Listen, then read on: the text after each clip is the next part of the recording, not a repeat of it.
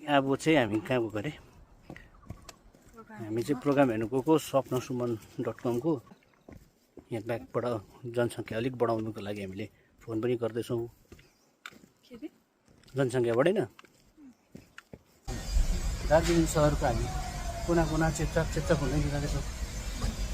ऊपरदेखि त्यसलाई चाहिँ शहीद दुर्गामल हस्पिटल पनि भनिन्छ स्वप्नसुमनको प्रोग्राम हेर्न आउने मान्छेहरू कति बजी अरे 4 बजी भनेर आएको कति बजी अरे